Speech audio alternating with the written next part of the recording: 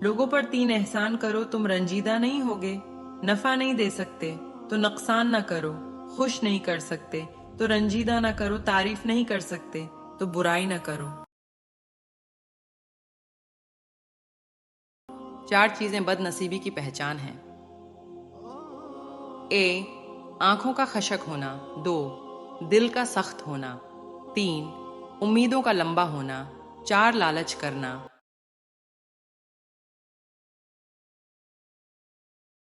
3 रिश्ते दुनिया में ही बेनकाब हो जाते हैं, बढ़ापे में औलाद, मुसीबत में दोस्त, गुर्बत में बीवी।